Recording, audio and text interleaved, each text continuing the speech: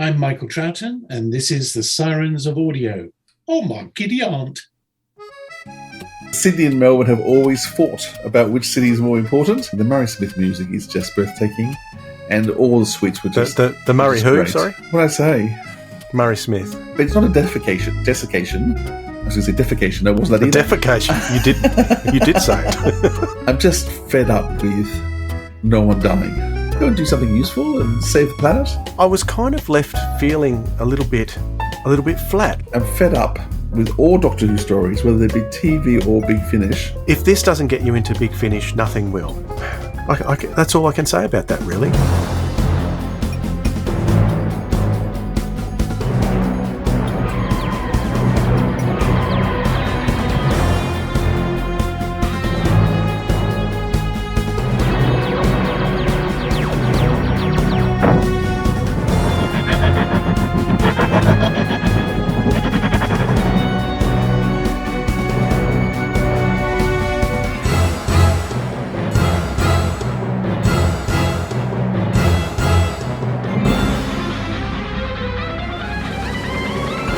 G'day audiophiles, this is the Sirens of Audio, the show that explores the universe of Doctor Who in the audio medium and other cult TV, should I say.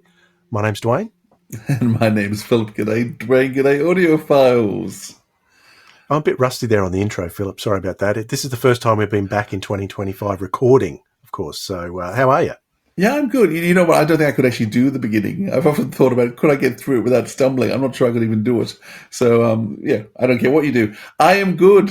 Still, it's in Australia, it's January, and really the whole country shuts down from the 24th of December until the 27th of January. So even though I have gone back to work this week, it's very laid back, very relaxed and casual. Actually, so casual today, the trains weren't travelling above 40 kilometres an hour in Sydney, which was a way of train drivers striking without striking. Not sure if you heard about that. So I did hear about that. Well, anyhow, so I'm glad I was working from home today. But yeah, huge thunderstorms at the moment. The weather's ridiculous. Can I say any of our listeners in America and in LA in particular? Tragic what you guys are going through in terms of those fires. So I don't know when this episode's going out. But, yeah, just awful. So, yeah, good thoughts to you guys, and yeah, hope you're surviving okay. Absolutely.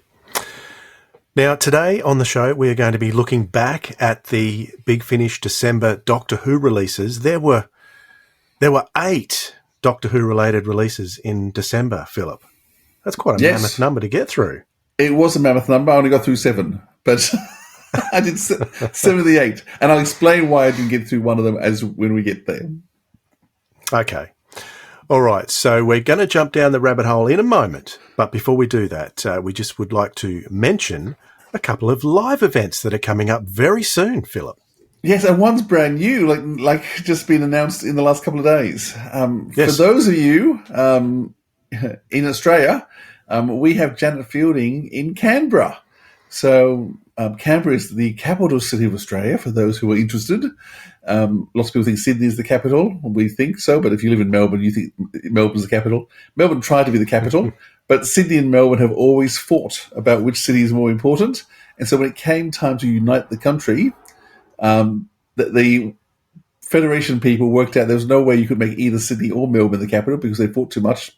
And so they decided to find somewhere between the two cities and created its own little territory called the ACT, the Australian Capital Territory, in Canberra. And so, yeah, so it's theoretically halfway between Sydney and Melbourne. The reality is Sydney won. It's closer to us than Melbourne. Much closer. Much closer. It's only a 3-hour drive from Sydney. But yeah, so Janice had some things on in Canberra, and she reached out and said, I'd love to be the fans in Canberra. And because I know there's quite a few Sydney people who are planning to drive down who missed her in other events. And it's only 3 hours away. It's a road trip to Canberra, which will be lots of fun. And Janice, always a great joy and a lot of fun to be around. I'm looking forward to seeing her. So if you're in Canberra, Sydney, Melbourne, anywhere, on the 1st of March, Saturday the 1st of March, we'll be Janet Fielding. So that's jumped in quite unexpectedly. It's only 6 weeks away. So get your tickets, usual place. And as you already know, Matthew Waterhouse is still coming out for the end of March. Melbourne first, I think he's the 22nd, 23rd in Melbourne, and then a week later in Adelaide on the 29th and Sydney on the 30th.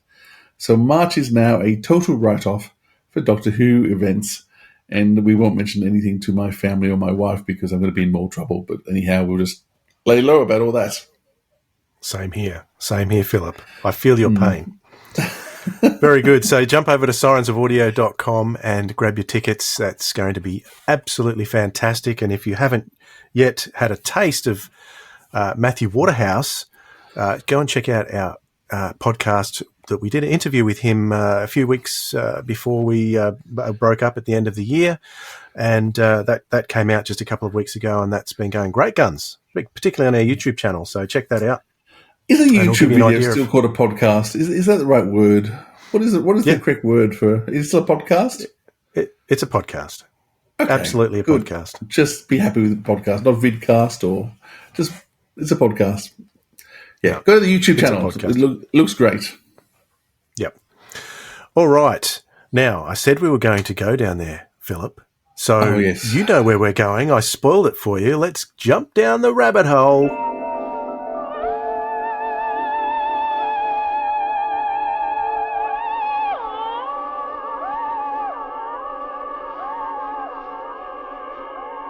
All right, since we last spoke, Philip, since we last recorded, we've spoken a little bit since then, but since we recorded, there have been three new Doctor Who sort of releases that fans have been able to enjoy, some visual releases. I don't know if you've seen all three of them. I want to talk about two of them because, of course, the Doctor Who at the Proms came out as well. I don't know if you've been able to see I've seen it. I've watched it all.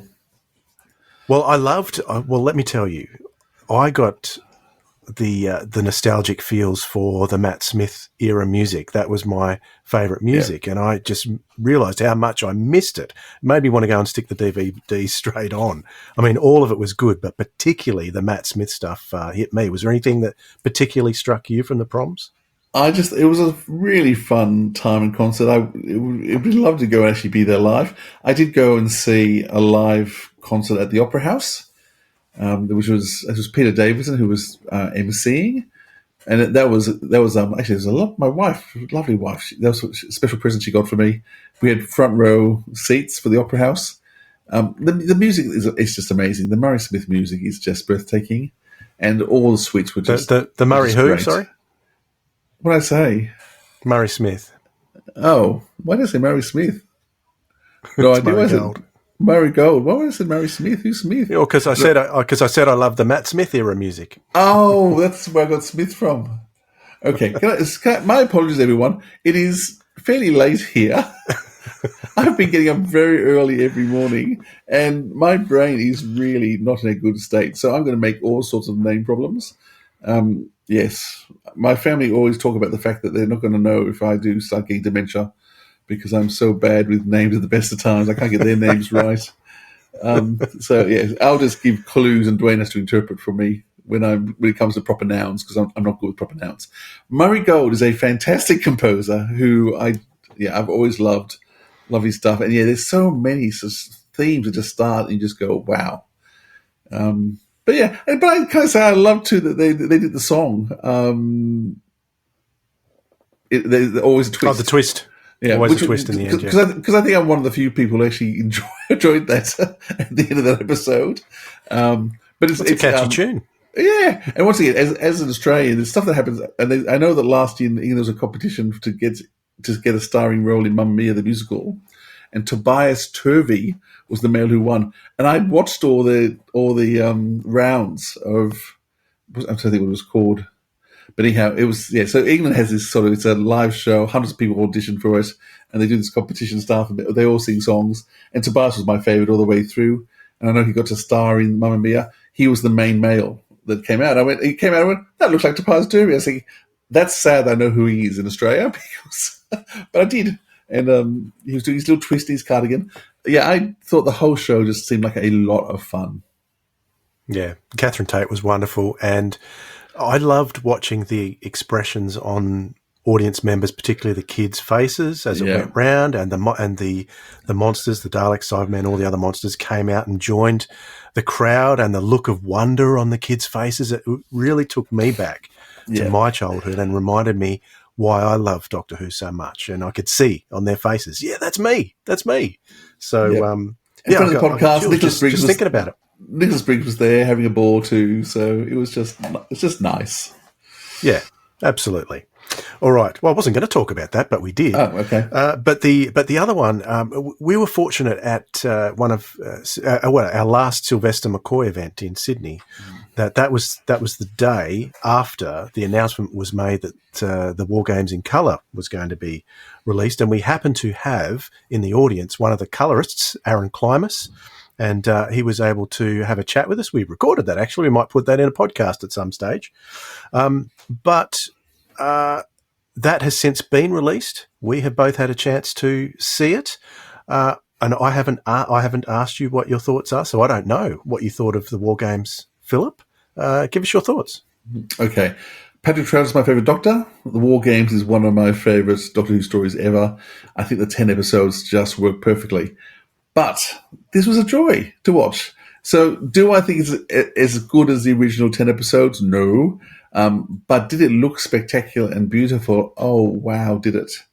It was so 60s. When we get into the not the War Games, but into the sets of the War Chiefs and all that. I don't know. Yeah, what the headquarters. Headquarters. That was just... It was like the Avengers, these bright red colours and the blacks and the whites and just the way they did sets with just hanging drapery rather than... They were so inventive. And I just look back at that period and it just amazed me. So in terms of introducing young fans to classic Who, I hope they'll watch this, they'll enjoy it, and they'll want to go and watch the whole 10 episodes. It worked. There was a few big jumps. You go, oh, hang on, we've missed a whole episode. But certainly the first couple of episodes were quite well spaced, and the ending was nicely done. I think that I would rather have had more time in the episodes than the regeneration at the end. I don't think that was needed, but it was certainly nice. It was it was a touchy moment for people, so I think that was nicely done. I thought the music, the music score I really enjoyed. It was a lot of fun. My only issue is just the sound balance. It's just like the Daleks was just too loud. The background music and some of the effects, just the balance seems off. Just quieten them down. We just don't need them as loud as they were. But maybe I'm just getting old and I like the dialogue. But yeah, I mean, I saw a lot of hate around the place. I want to address some of that actually, because the one criticism in particular was the music, and even you brought it up just then. But I was particularly interested in the music because I particularly disliked it, what they did in the Daleks. And after we spoke with Aaron that day, I gave the Daleks a reappraisal and gave it another go, and I still found it difficult. The edit is hard. There's criticism for the edits of these stories, but I started thinking to myself, well, if I was going to edit it to that length, what would I do? Would I be able to do any better than that? I mean, it's a massive, massive job to be able to edit these things down. And people say, well, you could just, why edit them at all? Well, it probably comes down to cost. There was a budget. It was paid for by someone who wanted something specific. So, that there's reasons behind all of this. This was 8 people. What did Aaron say? 8 people working for the last 12 months, over 12 months, doing 3 seconds a day. Yes. And for 90 minutes. So you couldn't do 10 episodes. Well, it would take 3 or 4 years to do it. So, yeah, unrealistic to do a whole thing. So, yeah, we have to be happy with what we got. As far as the music goes, I remember asking Aaron about the music on the day, and he said the whole music has been re-recorded. And I went, oh, that's interesting. And remembering how it was with the Daleks, I was a little bit concerned. But Mark Ayres has taken the soundtrack from the original, and he has based his re-recording of the music on that. So it was so close to the original, it didn't bother me at all. And I didn't think the mix was too bad. I thought the Daleks suffered much more than the War Games. Fully agree. In terms of the music, and it didn't suit the music. I at least thought that the music suited this. At first, I had no real issue with the revelations that the war chief had the Masters theme over the top and whatever. But since finding out that it was never what Terence wanted, I sort of changed my feelings on that a little bit, and I sort of don't agree with it. Like I didn't really care before. Now I kind of disagree. But so I don't care what the author intends. It's what the person wants. What it's not about it's not all just about author's intent. And there's been so many times in Doctor Who that the author has not intended something, and then 3 years later you bring back the monster totally different, and that's fine. So bring it back in another episode and change something in a future episode that you create, but not go back and actually retroactively change something that's already there. But anyway, the original's still there, so it doesn't really matter. As far as the colours going, it was just amazing to watch. Some of the crisp quality of that colour was incredible. And the location was so beautiful. The opening, just the very opening scene when they step out of the TARDIS and step into a puddle, I've never noticed it before. But it was just so perfectly clean. Well, it was filthy, but the print was just astounding. I've just never seen the clarity before. And that was the whole story. It was just brought to life and so clear that I really would love to go back and actually clean up all the black and white to be just as amazing as that. It was just stunning. Yeah, absolutely. Can I just do something? Because there was a comment about the fact that this was a story being desecrated. Was one of the comments. It hasn't been desecrated because the original story is still there. You know, to desecrate something means that you've got the original. It's like taking the Mona Lisa and cutting out her face and sticking it on something else. Okay, that will be desecration if you took the original Mona Lisa and did that. Okay, but we still have the original. You can't desecrate a work when you've still got the original. It's an interpretation. It's a reinvention. It's a modification, but it's not a desiccation. I was going to say defecation. No, wasn't that either? Defecation. You did say it. Okay, it wasn't that, but it wasn't. It's not desecrating. Some people would disagree with you, Philip. Yeah, but it's not desecrating the original because the original still exists, and you don't have to watch it. So, for goodness' sake, don't fuss about something that's people are trying to be creative and give you a look at something in a different way. I am so thankful they spent the money for it, and very appreciative of it. Is it as good as the original? No, can't be as good as a 10-episode, well balanced. I mean, some 10-episode shows should be shown, but this was a really well balanced 10-episode Doctor Who show, brilliantly done. Anyhow, I thought it was great. I often wonder how it would appear to someone who didn't know the original. I've seen the War Games so many times. Yep. When those cuts are obviously coming through for me as an ancient fan who's seen it so many times, it's very hard for me to view it through the lens that I think they're intending people to see it through because of how much I've seen it.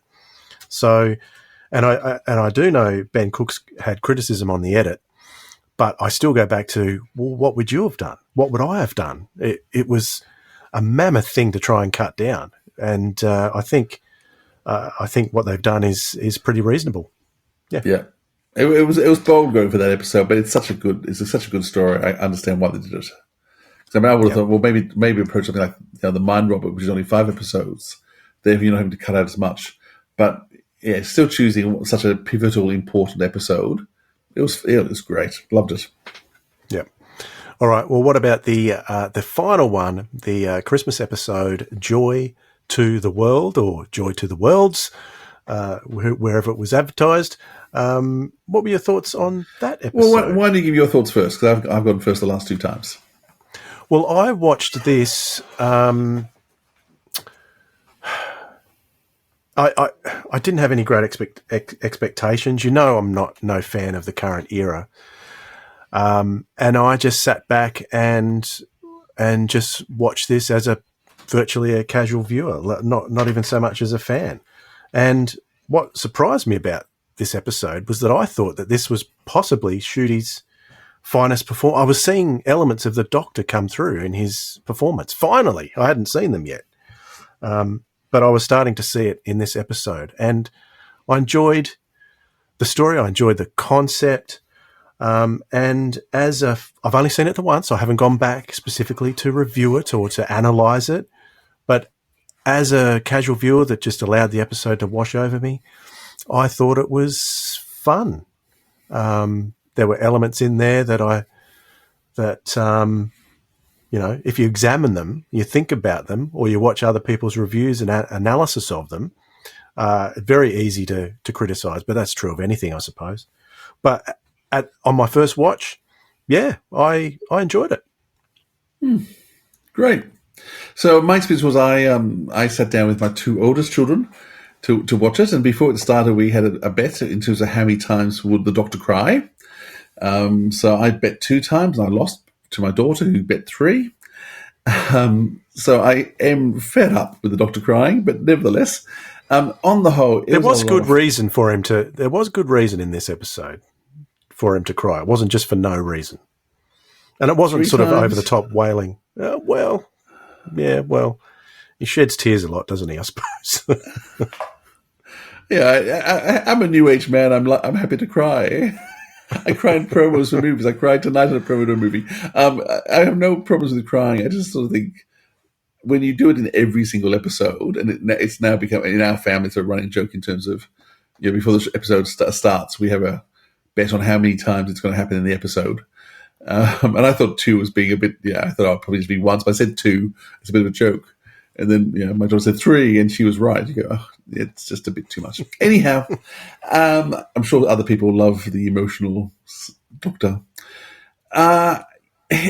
Everything about it was enjoyable. Everything was fun. There was lots of great information. Shooting, I'm still getting used to. I think I've decided as an actor, he's either on or off. He's either all intensity or all energy, or he's just nothing much at all. I'm still waiting to see gradients of acting in him. He's still young, and I'm not quite sure what his training has been, but there's a few things happening. So they're going, I see his companion for the episode. I love. She's, I know her from Bridgerton. I think is it Nikki? I forget what her name is now. Is it Nicola Coughlan? Yes, thank you, Nicola Coughlan. So she's, I do really love her, and I really felt she was underused and not able to give us her performance. Because Joy, for most... I agree with that. She was hardly in it. Yeah, she's not in it a lot, for a start, and most of the time she's in it, she's being controlled by something else. So yes. in terms of actually enjoying Joy, it was just she didn't get to enjoy it because she started brilliantly. I mean, the sadness in terms of losing her mother, in the hotel room, pulling out the hairdresser when the saloon walks in, all that was hilarious and great. And then suddenly she's now possessed, which was sad. Then she's gone for 10 minutes, and once again, all that stuff, domestic stuff with the Doctor, I kind of enjoyed, but we've done it all before in The Power of One. And in fact, the woman who owned the hotel seemed to be more of a companion in many ways. You got to know her better because the Doctor was with her for a whole year. With Joy, he was with her for about 15 minutes. So there was just that balance was just, and I'm finding Stephen Moffat at the moment with Boom, the balance was off as well in terms of just the use of companions. But I mean, it's not that I didn't enjoy the stuff when he was stuck on Earth. But I do sort of think, go ahead and save some people. What are you doing just cleaning a hotel room? You've got 12 months here. Go and do something useful and save the planet. Go chat with David Tennant. 14th Doctor's around somewhere. So go have a chat with him, go have lunch with him. So there was just things that I thought like that. And I'm just fed up with no one dying. For goodness sake, there is death in the world, let people die. And so that to me was just sort of a frustration. I mean, I loved, was it Kev? I forget what his name is now, the guy who was... Trev. He was the one character I could not stand. And I could not stand his performance. And I know people love this guy. Is that thunder? That's thunder. I told you, I'm having a huge storm happening around me. It's been going for hours. That's staying in for sure. It's still going. That's freaky. Yeah, Trev, I know that actor is well known. I've never really seen him in anything memorable, but I thought he was boring as. I loved him. Isn't it funny? Trevor, I was sad for when he died. Isn't it interesting? Trevor's divided people because I know lots of people who couldn't stand him, and other people. He's my least favourite character in the whole thing. Whereas Trevor was probably the person I thought was the funniest, and the one I related the most, and I was certainly saddest when he died. And why when they brought him back to life again, it was like, oh, you're kidding me! For goodness' sake, let people stay dead, and not do the Stardust thing.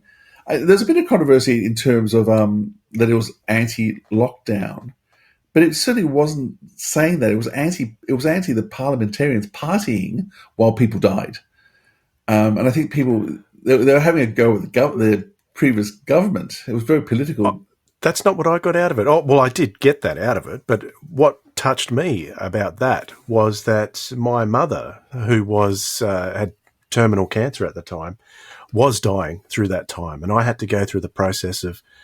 Fortunately, in Australia, rules weren't as strict as in other places, but there were still strict rules, and we had to. I remember lining up outside the hospital with my sister. We had to get masked up, and then we could only be in with her for 10 minutes before we had to go again.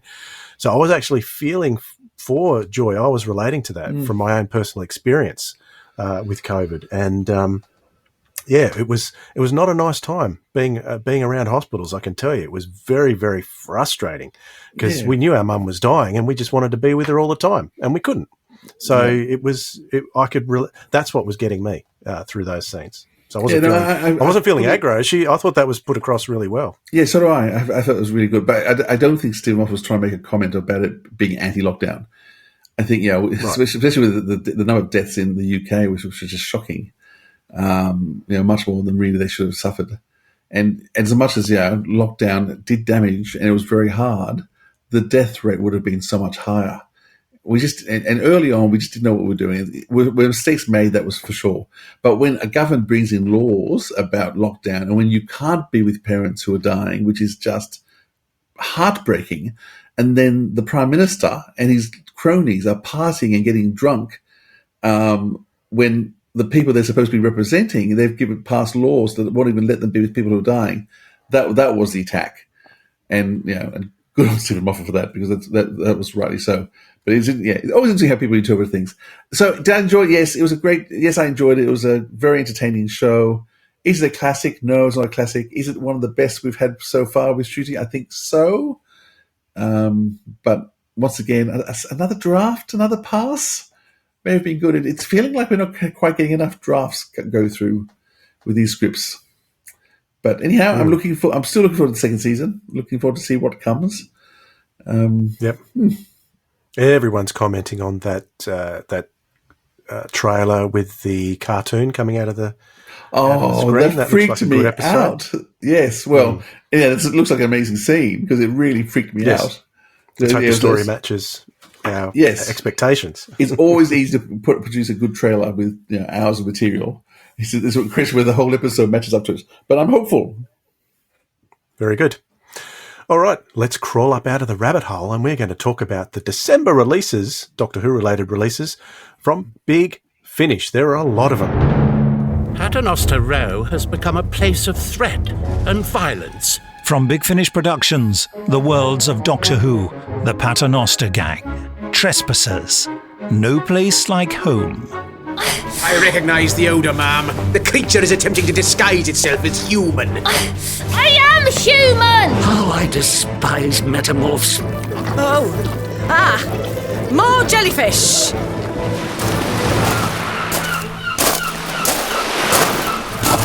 The sea air will be good for me. Hello there. How many ships have been wrecked here? Every winter there's at least one. The storms are notorious. Many more jellyfish. Sounds like we're under attack. Are we under attack? So, I gather you are the great detective, Excuse me? Who are you? And what are you doing in our house? What happened to the street? A veritable crime wave. It is unusually quiet. What the blazes are you?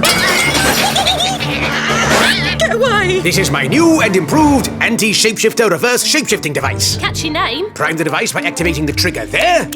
Like this.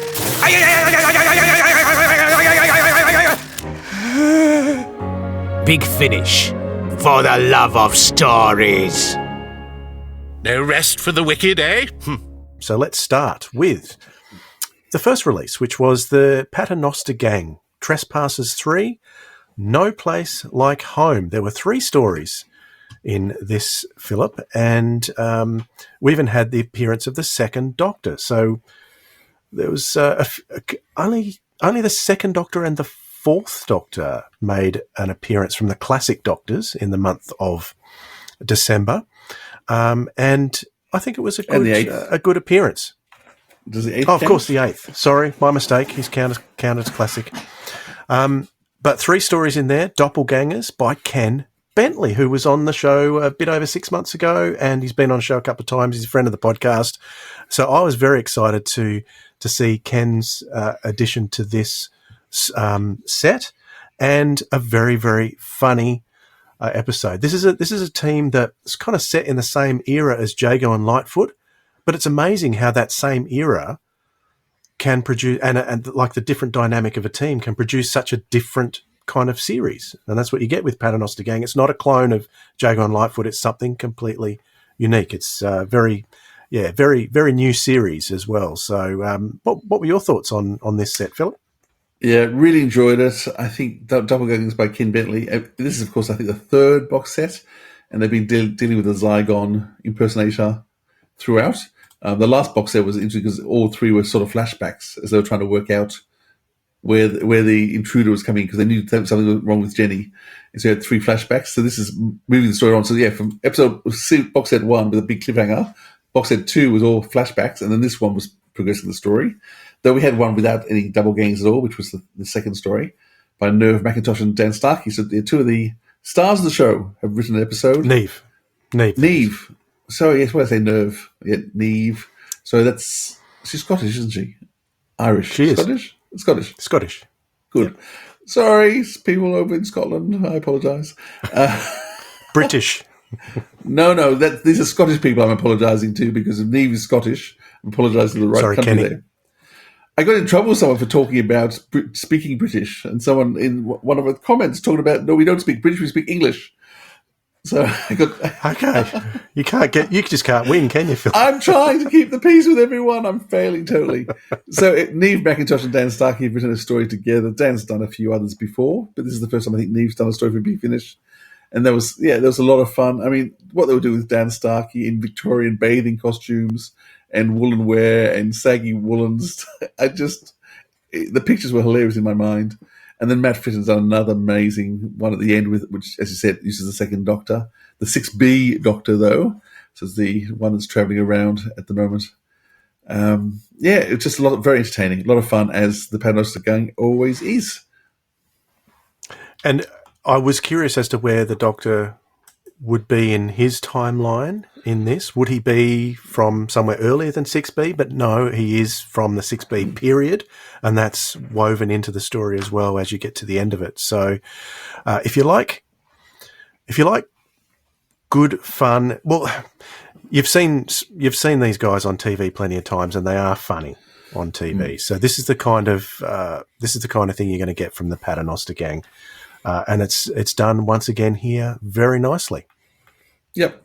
Ends once again on a cliffhanger, so I'm looking forward to the 4th in this particular series of Paternoster Gang. Definitely. All right, let's move on to the next release, and that was an 8th Doctor Adventures box set with Audacity and Charlie as the companions, Deadly Strangers. It was just a bad dream. I was in the dark, some dark place, and there was a voice. From Big Finish Productions, Doctor Who, the 8th Doctor Adventures, Deadly Strangers. Have you ever watched a snake dance? Where are we going? Milan, February the 17th, 1904. Puccini. Exactly. Giacomo Puccini. And tonight is the opening night of... Madame Butterfly. Correct. This is Lady Audacity. This is Charlotte. And this is their friend, the Doctor. I do hope you both like opera. I have an inkling the TARDIS has brought us to Iceland. 130 kilometers outside of Reykjavik. Iceland, 1975? The women are on strike! I don't know how to make it stop! What is she? She's a child. She's a devil. The Trappist system. We are in orbit above the Earth colony planet of Gillen 3. Unauthorized life forms cannot be here. Gloaming is closed. Gloaming? What's gloaming? It's private. It's a sleep clinic. If you're dreaming, maybe you should pinch yourself. Somewhere to sleep, rest, and rejuvenate. Ow, Doctor! But how long have you been sleeping for? Doctor! I'm trapped in the dark and I don't know where I am.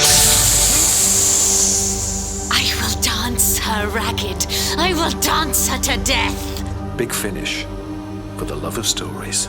Sleep, the sleep of ages. The sound of sleep in the universe. That's the gloaming guarantee. Now, I know, Philip, you're always a fan of India Fisher in particular, and this was an important box set too because it heralded the return of Matthew Jacobs to writing for Doctor Who after writing the telly movie all those years ago. So he wrote the first story in the box set called Puccini and the Doctor, and this is one of those instances where I didn't look at the credits first, and I picked the actor correctly who was playing Puccini, which is Tim McInerney. So for those new series fans, Tim McInerney was in Planet of the Ood as the evil boss dude. And also for us old guys, was very well known in Blackadder all those years ago. So, we got Charlie and Audacity. This team has been, I don't think they've been since last December, have they? Which was, I think that was called In the Bleak Midwinter. And 3 stories there. So Matthew Jacobs does the first one, Woman's Day Off by Lisa McMullen, which is an interesting another historical event that I knew nothing about. It's always good to learn these things. And The Gloaming by Lauren Mooney and Stuart Pringle, who are an amazing, scary writing husband and wife duo. Yeah. So your thoughts on this one, Philip? Yeah, I enjoyed it. I mean, I love India, and I'm really enjoying Audacity. I think they work really well together, and they give the Doctor a bit of a runaround. The Puccini episode I really loved. I'm a big fan of Puccini and his operas, and it was a bit. Of course, there's a lot of stuff about Madame Butterfly in there, and I adore Madame Butterfly. I cry in it, and hopefully not 3 times. No, and I hadn't realised that he hadn't written the second act. Originally, it was only the first and what would now be the third act, and he went back and wrote the second act, and it really would not work without that second act. So it just, and there's a funny because it kept humming from Lucretia Borgia. Yes. So there's a few songs there. I was thinking that's not from Madame Butterfly. And then later on, of course, he'd write that down the track, which I hadn't. Yeah. So it's just. Having studied Puccini, it was interesting having him in the show. Women's Day Off made me go and look up and research the event. And there's a few things in there I just hadn't realised in terms of women and the rights that they had. And I thought it's always good to be instructed a bit more about life without feeling I'm being totally preached at. But I certainly, Lisa made me go and do some research and go, oh, okay. I think it was the other big fact there was there about women's. And it's just something really shocking. The first woman to do something or be allowed to do something, it was so late. Yeah, I forget what that was. And I love this science fiction one, which was a bit creepy, with the Mara and Charlie being possessed and doing a good Janet Fielding impression. So it was and an interesting twist on the Mara that we've come to know over the years. This is a different twist on it. So yes, get ready for that. I enjoyed it, actually. I enjoyed that one a lot. Yeah. So if you like the Eighth Doctor, this fits in perfectly with his series and well worth having a listen to. Sound design on the Eighth Doctor is once again by Benji Clifford. I always love Benji's sound design. He's so intricate, shall we say, in his sound design. Love it very much.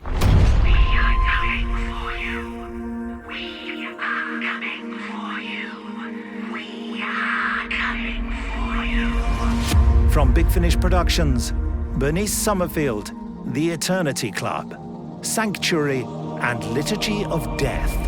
We are the Liturgy of Death. We are the word of the end. We exalt the absence most high. I spotted something in the Maximus system just now. A large war fleet whose designs I do not recognize. We are coming There is a small armada on a possible approach. I'll establish what is happening there. We are coming for you. You know who that's referring to. I have written down every event, every atrocity that person has ever been part of.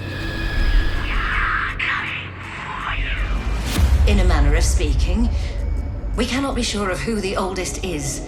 We only know she does not belong here. The last survivor of their universe. We are coming for you. Let the final battle commence! Santa!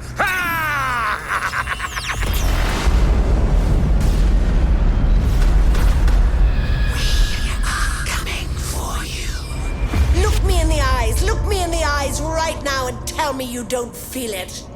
The fear. Reveal yourself.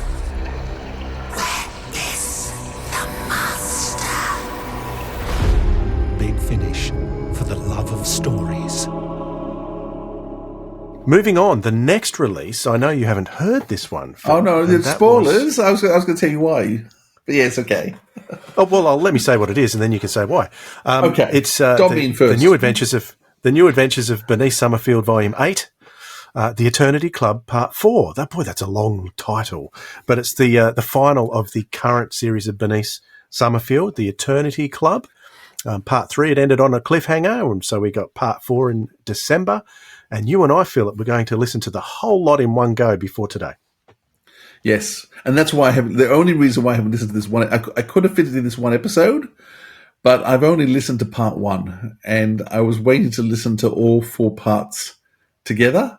It's just because we keep discussing. Good choice. You have to. It's all one story. So is the box set better, or is it the monthly releases? I think we know when the at the start of the year and the end of last year, when the war between the Sontarans and the Roosters were coming out, I loved the fact it was a month at a time, but I was really hang on for the next one. I listened to the first episode of this and thought, I'm going to wait for all of them this time. And so it fell, but I haven't had enough time to go and listen to all 4 in a row. So I will find time this month, hopefully, to listen to all 4 in a row. But your impression of this story? My impression of the story was it ended on a great cliffhanger. So I was curious to know what was going to happen. And these episodes are interesting because they're like 30 to 40 minute episodes. So it works out to be, 4.5 hours total story at the end of it. Yeah, so it says 2 episodes per CD, and each 2 episode is only about, and they're separate stories, but they're only about half an hour each. So it's kind of half an hour episodes, 2 per CD. They've never actually. I don't think they've ever done a format quite like this before. They're kind of self-contained stories, but there is also an arc, and it's all set in this Eternity Club. So, which I still don't think we find out why Bernice is there. So I think that might be carried over to the next one. But is this the last one, or is there more still to come? This is the last one in this series, so there'll be more. There'll be more coming. It ended on a cliffhanger, I think. Oh no! Okay. So I think it did, but I was kind of left feeling a little bit flat. Like I felt like I wanted to enjoy this more, but I didn't, and I was trying to work out what it was. And I was listening to the extras and James Goss and Tim Foley, because Tim Foley, I generally always love his work, but I was not connecting with this story as much. And I think what they were trying to do, from what they were describing on the extras, was that we're trying to kind of bridge a gap between the loss of David Warner as the alternate universe Doctor and not throw Bernice straight into some new adventures without sort of having this lighter kind of interlude between those stories with the alternate Doctor and what's to come. They wanted to have, I think, for their words, they wanted to just have a bit of fun, but not disrespectfully. And I guess I think that makes sense to me. Why I felt a little bit flat by the end of it. You may feel differently to me, Philip. You often do, but the characters were great. The dialogue was great. Tim Foley's good at character dialogue, so I always love that. But there were just questions that I had at the end that didn't seem to be answered. I don't know. Maybe That's all I can say about that, really. I will give one big shout out to Rob Harvey, who I don't see his name nearly enough these days, doing the music on this one. I really enjoy his music, and there's a great music suite on this too. So very different to what we normally get from Big Finish or the Eternity Club background music, which is quite cool. I like that very much. So that's the Eternity Club, and give it a listen and let me know what you think when you get round to it, Philip. I will do.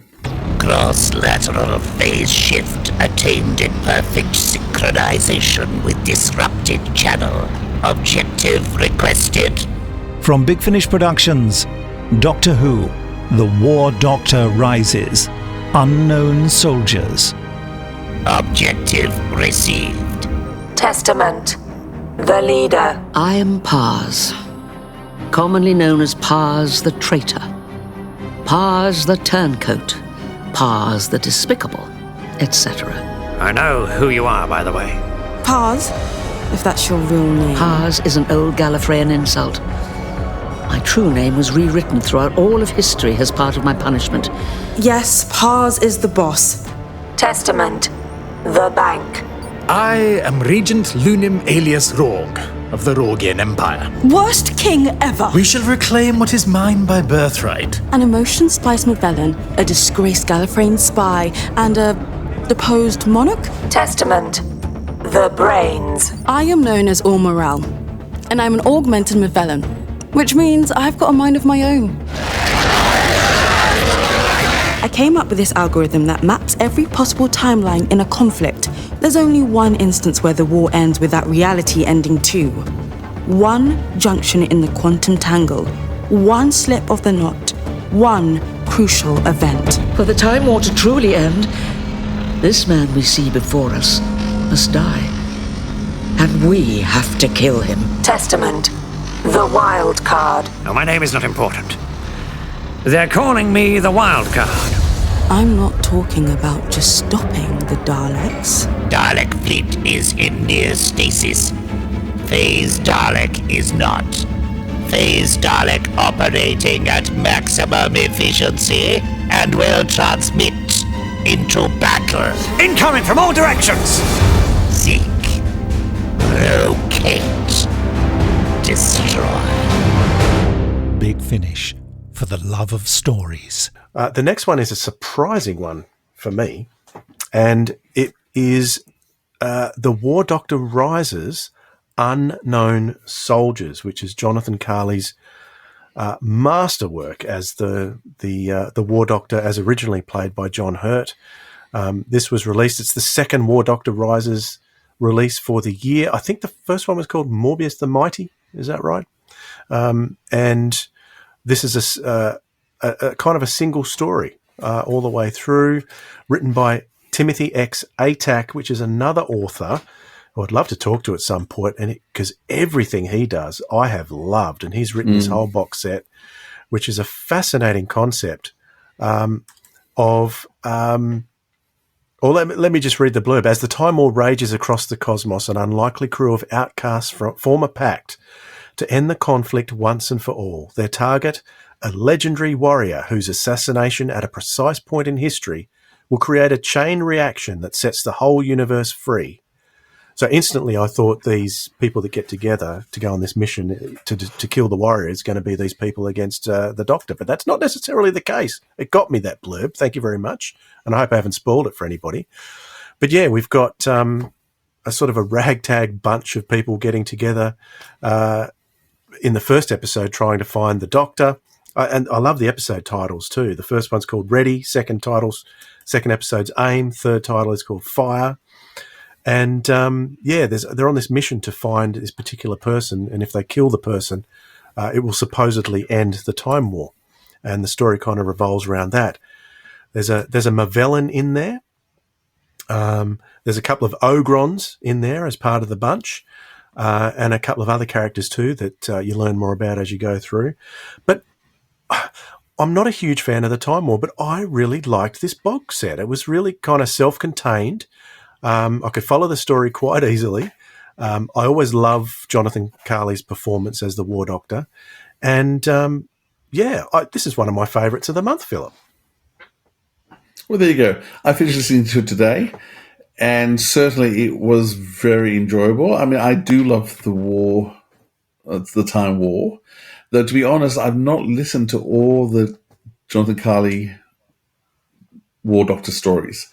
There's ones I've got them. I've missed them out. So if there's something I'm going to miss in a month, often along the way, it's often been a Jonathan Carley I've dropped and said I'll go back to it, and I just haven't got back to it. Strange. That's the one we drop. Yeah, I know. But then we get to it, and it's like, wow. Yeah, I dropped different ones at different times, and yeah. But of course, because we're now you're forcing me to talk about every one of the month. It's forcing me to listen to them all, and so I made sure I listened to it. Really enjoyed it. I thought it was a very good progress. The fact there was just one author who did all three stories, I think, it gives a consistency throughout. And so it really was just one developing story, but each episode had its own important place. Dalek's really well conceived as always. Isla Blair, I hope I pronounced that one correctly. She's just wonderful as Pars. I must say, I am fed up with all Doctor Who stories, whether they be TV or Big Finish, introducing characters who have a secret past and you shouldn't know who they are and you might find out who they are. It's never worth it. We're dealing with the whole thing with whatever the neighbour is in the Sudi Gatwa series at the moment, Mrs. Flood. Whoever she is, it's not going to be worth it. So for all you people who are holding out for just have some stories, eh? Yeah. For anyone who's holding out for a big reveal for Mrs. Flood, when it's revealed, it won't be worth it. And the whole thing here with Pars, if it gets revealed, it's not going to be worth it. And there's just so many Doctor Who stories and authors at the moment who are just, even the best, like Russell T Davies, do it. So, just please stop putting in Time Lords who, when you work out who they are, you're going to be so shocked. No, it's never worth it. Like Sutek wasn't worth it.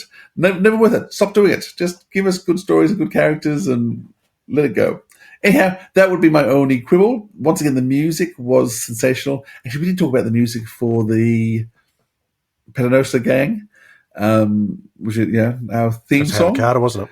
Was it? Oh no, Joe Kramer. Sorry, Joe Kramer. Yep, sorry. Yeah. Yep. And I must admit, I was listening to a lot of the Paternoster Gang, thinking, I just want to listen. Just give me the music, nothing else, because the music is just so joyful. It just tells so much of the story. And I love Joe Kramer's work, and it was just a joy to have that. But yeah, this is great fun. If you like the Time War, if you like the War Doctor, it is bleak as always. It's people behaving miserably. It's lousy Time Lords and rotten Daleks, but it's a good story. So you decide whether it's for you or not. I thought it raised a fascinating question about Time Lords that I had never thought of before. Yes, I don't know if I even like the question, but it kind of raised the question as to when a Time Lord regenerates, are they the same person, or do they become a different person and not the same individual? Yes. I don't even know if I like the question, but it drew me in, and I had to know what they were going to say about it. Well, the question was being asked in terms of, could a previous Doctor be charged for the crimes, a new Doctor be charged for the crimes of the old Doctor? Is it the same person? And so I was really engaged with that whole, and it's all done through narration through Isla Blair, who's magnificent. It was just such an interesting question, debate. I'm thinking through, what do I think, and there's a lovely story about a Time Lord on a council who gives one vote and then regenerates, and then gives the opposite vote when they regenerate to throw the whole system off. It's just such a clever concept.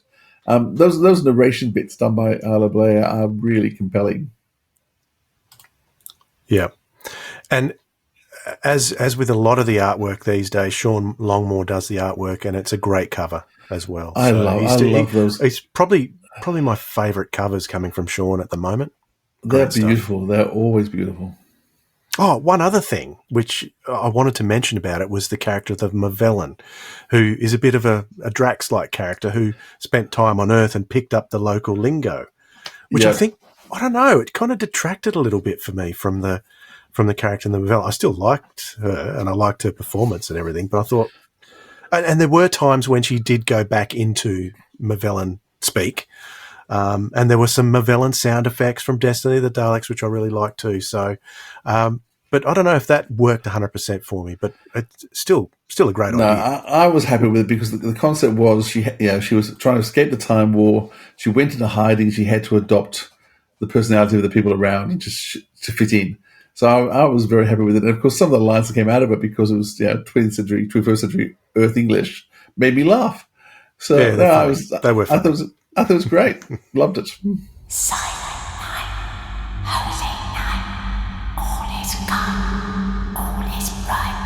From Big Finish Productions, Torchwood. Reflect. Christmas. A time for ghost stories. I believe we decided that you would go first. I believe we did, Mr. Colchester. I hope you're sitting comfortably. We turn to look at the glass case on our right. It's slowly starting to steam up, as if someone is breathing on it from the inside. That's when I saw him again. The man with the changing face.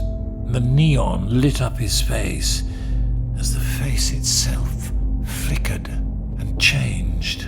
My reflection asked me my greatest fear. I replied, my greatest fear is what is to come. My reflection smiled at me and said, you're lying.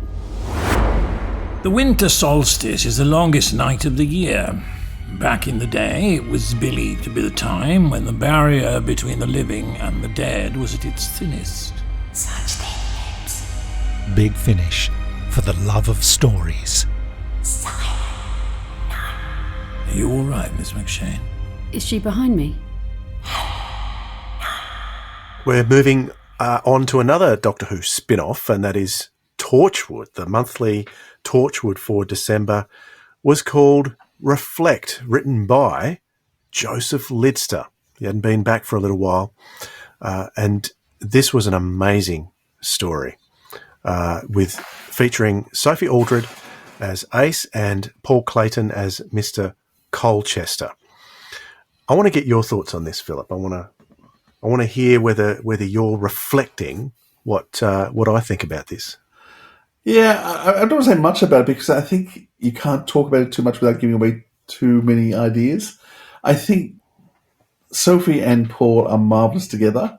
I love how they play off each other. I love the characterization that have come out from those two.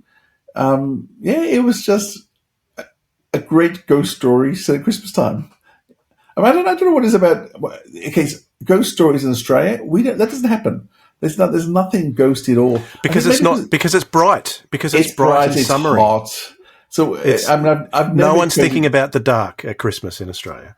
No, it doesn't even occur to us. So it's always interesting hearing things from the Northern Hemisphere and people telling ghost stories at Christmas because it just wouldn't fly out here at all.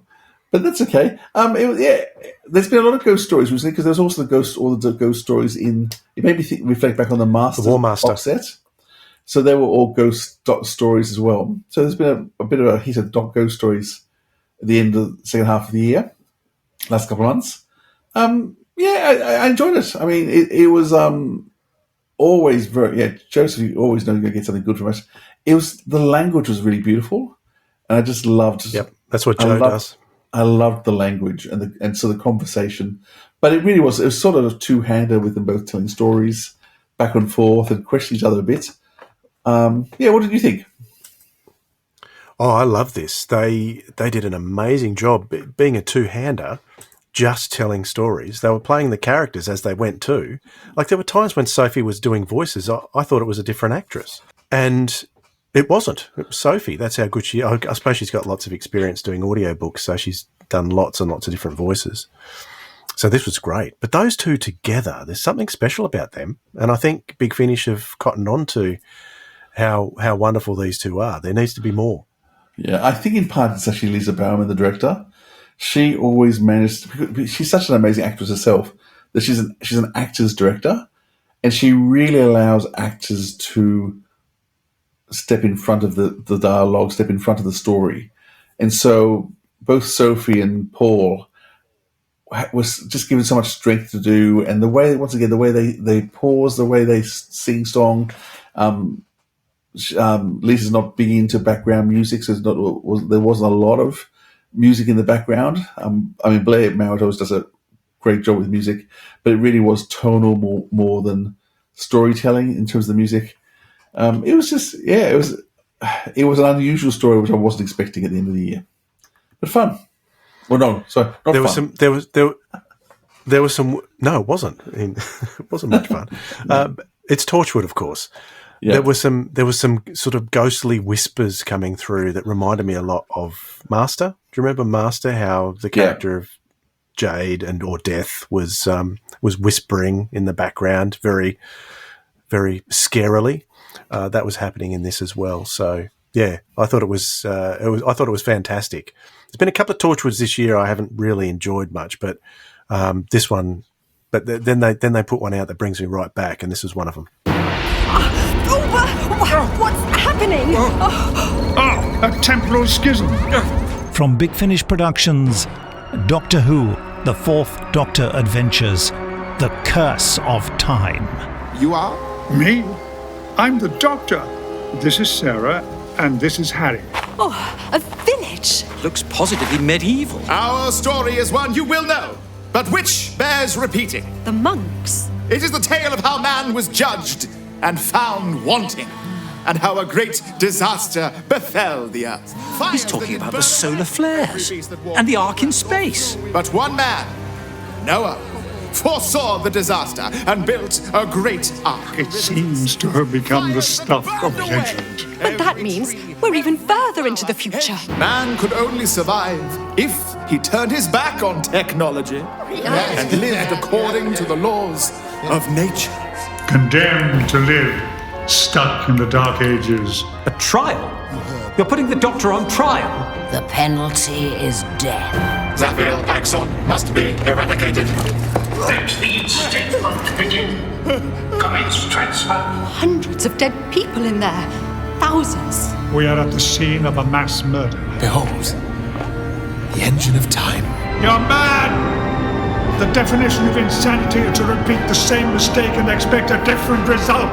The ultimate experiment. Big Finish, for the love of stories. The next one was an anniversary story. It was the 50th anniversary of the Fourth Doctor. So we got a special release called The Curse of Time, featuring the Fourth Doctor, Harry Sullivan and Sarah Jane Smith, the Season 12 gang, and we got a Season 12 story written by the ever-reliable, and I don't think praised enough, Jonathan Morris. Yeah. He's just so reliable. See, it was just so clearly set in the 12th season.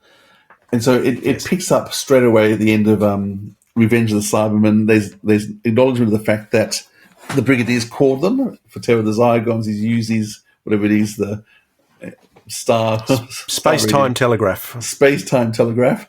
So, but on the way before that, they stick in an extra story. And the thing I loved about it was they reused the sets to the Ark. And so there's you're back on Earth this time, no, in the far future. So much you think you're in the past, but you think yes, that's right. You actually are quite disenglobuated for a while in terms of it feels like you're in the past on Earth, and then suddenly you think, oh, hang on, it's a medieval setting in space, and then you realize, oh no, we're in the far future of Earth. And it was once again, it's such a clever idea, which is that all the Earth resources have been used, and therefore you just have to go back to simplicity. You can't have technology. You can't have things that we are now used to all the time, mechanics and things, because there's no longer any resources. There's no steel to use. There's no aluminium. There's no coal. Everything's been used up in the future. And so it just sends everyone back to feudalism. So it was a very, very clever concept. And then thrown in with that is the fact that when you get to the underground scenes, it's all been designed and built the same way as the Ark in space. And so you're using all the same sets again. And of course, those sets for us are so in our head. And of course, it's the second time Big Finish has done that, because the first Tom Baker story with Louise Jameson goes to the Ark before early on. But yeah, this one with Harry and Sarah, I think really running for Sarah so well. As always, Sadie does a great Sarah Jane Smith. There's times she's just better and better. Like, you can hardly tell anymore. Yeah, there's so many times which you'd have no idea. And Harry's just such a charming character. Tom Baker's sounding old. He's starting to sound old. But it's still considering him. this was recorded in 2023, not that long ago, No. I was surprised at how good he sounded in this. Yeah, he's doing well, isn't it? So it's lovely to know there's a few stories still popping in. There's only just been recorded. Yeah, it was just great. So, I mean, is it the best Fourth Doctor story in the world? It's not. As an anniversary story, though, for the 12th season, it's lots of nostalgia there. Yes, there is. And if you get... annoyed me. I think it was. Can't think it was now. If you get this for nothing else, then get it for the incredible interviews at the end of each CD. They were amazing. Like, it's probably the longest Tom Baker interview I've heard, where he's talking about his time in season 12, talking about working with Liz and Ian, and it's one of the best set of interviews that I've heard in a long time, and I think that is what makes this special as an anniversary feature. Because to me, it's not really an anniversary story. It's kind of an anniversary story in that it's part of season 12. Yeah. The thing that I was expecting and didn't happen and be a great story is that somewhere on Earth there should be a whole cryogenic chamber of humans which are yet to be awoken, and to actually have the mix of humans who'd been frozen come back to life, like in the Ark, now mixing with the humans who are living on Earth, and how would those two mix and match and get on? I think that could be a really fascinating story. So the whole time I was just sort of thinking, oh, I'd love to take this the next step now and actually let's mix the Ark humans who are pure and genetically clean and that, and have a job to repopulate the Earth, mix them with those who've been here now for several hundreds, thousands of years, who've gone feudal and with their superstitions and laws. I just thought, yeah. This really made me think and ponder, which Jonathan often does. He creates a world and takes you to a new world, and that's what I enjoyed about it. Absolutely. Yeah, totally worth this one. One of my favourites for the month, for sure. All right. The second last one, I think, is another one that you haven't heard yet. So there was two. You're right, there's two now I think about it. What a cover, though. The short trips. Well, if you look at the production credits and see who did the cover for Short Trips War Stories, which is the Paul Spragg competition winner, congratulations, Patrick Ross, for having this recorded. I'm very envious. I would love to win the Big Finish Short Paul Spragg opportunity one day. Patrick, we'd love to talk to you too. Can you reach out to us, or we're going to try and reach you? So if you're listening to this, yes, we would love to talk to you. Would love to. Give me a hint or two, would you? All right. It says that the cover art is by Soundsmith Creative, so it's not by a person. No. Yeah, I don't know. Smart. Is that no? 47 results. Oh, they've done heaps. Oh, yeah, done heaps. Okay. Actually, they're very much like the Lovemore covers. They're sort of photoshopped colour. I do like these. They really stand out. I should look them up and find out more about them. I don't know anything about them. But yeah, you haven't heard this. I listened to this yesterday. It's a 42-minute run time on this. Fantastic. They go, the 12th Doctor and Bill, so it's set during season 10, go to an intergalactic fringe festival where it seems that a lot of memories are coming to life for everybody, and including some other Doctors come to life as well. And so the story sort of revolves around that. But Patrick really knows this season well, so he must be a fan, obviously, of the 12th Doctor. So he's written it really well. If you know season 10, not season 12, season 10, and the 12th Doctor, you're going to love this. It's got dialogue from the 12th Doctor and Bill written extremely well. It's performed by who's Alan? Do you know Alan Cox? I did look him up, but yeah, he's a very famous actor. He's Is he the same actor who's doing? He's Brian Cox's son. Yes. Okay, Brian Cox's son. There you go. Yes. There you go. That's what I found out about him. Yeah. So, and he does a great job. He's done a lot of stuff for Big Finish. Yeah. He's been in a lot of shows for a long time. But he does a great job for this. Now, I was thinking when I was listening to this, I was just loving it. I loved how good this was because I'm a huge fan of season 10. And I was recently watching our podcast of our friends at the 50% podcast, Aidan and Connor, and they were sort of going, are you looking forward to the next season? They're kind of going, oh, I don't know. They're a bit trepidatious. They're a bit worried. And I felt a bit sorry for them. But I think Connor made a comment too. He says, well, if I have to get into Big Finish, I will, but I don't really want to. And I'm thinking, man, get into this. Get a load of this. It's a 42-minute story. It's from an era that you guys love. If this doesn't get you into Big Finish, nothing will. It's fantastic. I know, Philip, you're not such a short trips fan, but I love the short trips. I love what they do with them. And they're kind of like bite-sized chunks of Big Finish that you can digest. And, you know, episodes like this are free. So why not? Give it a crack. See what you think. Yeah, it's a free episode. For goodness sake, download it, for goodness sake, and put it on your system. Yeah, mad absolutely. You are. All right. The final release of 2024 was a story that had already been released in 2024, but in a studio version earlier in the year. The Stuff of Legend was released, but this time a CD version of The Stuff of Legend was released, giving you an idea of what it was like to be in that audience. How did you feel, Philip? Did you want to be in the audience? I know I did. Yeah, well, firstly, check out our podcast from we discussed this and talked to Nick Briggs and Todd Bilby and last week. Is this coming out this week? Is it? I don't know when this is coming out. Yeah, it is. Yeah, okay. Last week. Yeah, check out last week's podcast where we dive deep into this, but at that stage we hadn't listened to it. So we were talking blind. It was just a joy.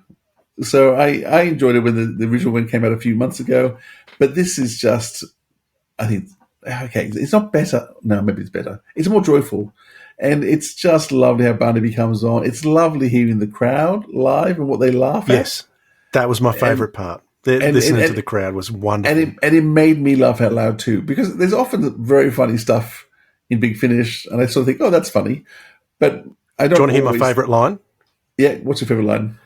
My favourite line was actually by... there was a line where Barnaby was playing one of the characters, and they were getting inside the Dalek, and Barnaby's character said, "You'll never get me inside one of those." Yes. And the whole audience cracked up, and it was fantastic because for those who don't know, Barnaby is a Dalek operator. But I love that line. That actually had me laughing out loud. It surprised me. Yeah. By the way, this is another Eighth Doctor story too. So we had another classic Doctor Who story here. And once India was in fine form, it was just a joy. And I said to me that what the highlight was probably the crowds. Once again, if all the Foley was done live and they haven't added anything to it, that Foley artist is amazing because the sound effects and background to all of this was sensational. So my hope is, I know it was videoed. I really hope at some point they get to actually release it because I really would love to see the performance because there's still stuff we're missing. I mean, there's times there were laughs in there that we didn't know. No, and I think that's our fault. Not our fault. We didn't get to go live. Trust me, had it been in the UK, I would have got there. Actually, maybe I'd known about it earlier. I might have tried to work it if I could get it anyway. But there's a lot of laughs that are happening because it's visual stuff. What left me with Fraser? That was happening the weekend we were with Fraser. Ah, okay. No, we could have gone then. But anyhow, it's absolute joy. So it's fun. If you've got to choose between which one to get, this is the one. This is rather than studio recording. Studio recording is fine. It's a good story. But this one brings just so much more life and energy. If you have to pick, get the live one. Get this one. Absolutely. Yeah, I agree. It certainly made me. I love what they did. I love the way Barnaby came out too and got the audience going. There's obviously he and Rob Valentine put so much work into this. It was incredible. The audience was really into it. But the edit was because they took clips from all 4 performances and put it into this. You can't tell. No. It all just sounds like the one. Apart from I think they took the best bit of McGann saying that's a wrap at the end and put it on the end of the recording, but then at the end of the extras, they got a different version of him saying that's a wrap, if you listen carefully. I don't know if you picked up on that, Philip. I did not, but there you go. Yeah. And the extras are wonderful too. The extra bits after the performance where they get the crowd involved, getting them to do voices and things like that for the performance is fantastic. Absolutely wonderful. So, yeah, an interesting month, December. It's kind of a surprising month for me because I kind of the sets and stories that I expected to not like as much, I kind of liked more. Particularly the War Doctor Rises, I was totally impressed by that. Yeah, so, the War Doctor Rises is certainly the biggest epic story this month. So if you're after a huge epic, it's that one. Eighth Doctor Adventures is just a nice warm cuddly pair of slippers. You can slip on Eighth Doctor. And because I really am enjoying, after there's so much angsty stuff with Eighth Doctor, I am enjoying just the Doctor having fun and adventures. And they're not all linked together, and they're not all complex. It's just the Doctor and his friends going places. I'm really enjoying that. Yep. It was really needed because the box sets just got blacker and blacker and bleaker and bleaker, and it's just nice having the Doctor having fun. And there were a lot of them. Yes, yeah. I think we're missing that a bit. If you want a bit of scary, go for the Torchwood. If you want a bit of nostalgia and a nostalgic feel, go for the Fourth Doctor. And if you just want a bit of fun, stuff legend. So there's something for everyone this month. If you want to giggle, Paternoster Gang. They're very funny. Everyone sitting comfortably? Then let's begin.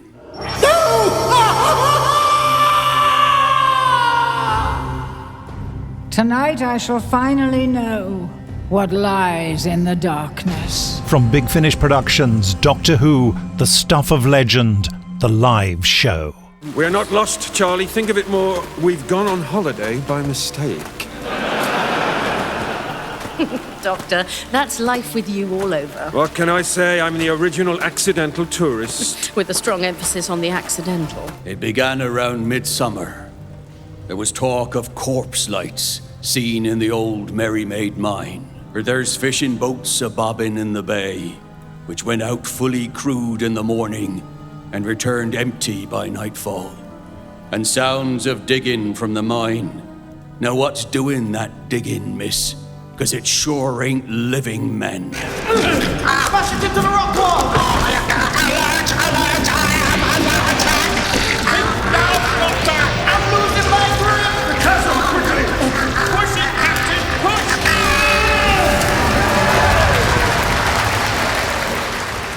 Something's coming! There, by the beard of St. Pyram. It's like St. Elmo's fire. Ignis Fatuus! Don't be afraid. It's quite friendly. How dare you! Friendly? It's possible I've summoned the wrong one. The wrong one? Identify yourself! I am the Master, and I demand to see your line manager. Watch your feet, gentlemen! Rail tracks! If we're lucky, they might lead to to a mine cart. Missed! What's the matter? Vision impaired? Want this thing going any faster? I have a feeling it's about to. Heads down! What do you mean? Big Finish, for the love of stories. And now, for an encore, Zagreus. Now, we normally finish off, Philip, with recommendations of what we've been listening to, but we've been recommending lots and lots of things already. So I think we're done with that, Definitely. don't you? Yes. And I haven't been listening to anything else. So I've got to start on January now. Is there anything you're looking forward to for January? I'm looking forward to the Stephen Noonan First Doctor and Peter Purvis. Living Darkness, yep. Living Darkness. I think that is probably the one I'm looking forward to the most. And let me have a quick look because I've not actually had a look for a while to see what's coming out. And I've already downloaded that one. There's a Jago and Lightfoot. That's another novel, isn't it? The Lord of Misrule. Yeah, I'm looking forward to. probably going to start on that one. And, well, it was the first release, so I'll start there. And I'm really looking forward to that. I know nothing Culture about doing an audio book. Yeah, I know nothing about the Zygon infiltration, but I do enjoy the second Doctor, so I'll be interested to see how that goes. Classic Doctor's New Monsters have always been some really great stories, so I'm hoping to have 4 very different stories in there. And actually, I'm looking for a Yanto for Torchwood, which is, I always enjoy Yanto. I will be listening to the V. I never watched the TV series V. So this is the V invasion of the UK, but no, I didn't. I think the tongues freaked me out in the ads, which is why I never particularly watched it. I was young when it came out. I was very young. But I think I will have a listen to that because I'm curious. And I'm certainly very interested to see what they do with the Fugitive Doctor, because there's a Joe Martin release. So it's a very interesting month coming up, actually, too. Yes, and we'll be talking about that soon. But not only that, but we'll shortly be getting together with our good friend Kenny Smith. We're going to be doing a retro. Well, I hope so. Hope so, Kenny. I've booked you in now. We are going to be talking about our favourites from the year 2024. We'll be doing that very soon as well. So thank you very much for spending a bit of time here, Philip. It's been good getting together again. Thank you, Audiophiles, for joining us as well. It'll be nice to have a chat. Don't forget, get your tickets to our live events, Janet Fielding in Canberra and Matthew Waterhouse in Sydney, Melbourne and Adelaide. Sirensofaudio.com. Grab your tickets there. All right. Thank you once again, Philip. Thanks, Dwayne. We'll catch you all next time. Bye, everyone. This has been the Sirens of Audio, with our review of the Big Finish December 2024 Doctor Who releases with your hosts Philip Edney and Dwayne Bunny. Theme music by Joe Kramer. Catch up with all the latest info, including news on our live events, at sirensofaudio.com. Got some feedback? Send your email to sirensofaudio@gmail.com, or you can find us on all our social media at Audio Sirens. Thanks for listening, Audiophiles. We'll hear you next time.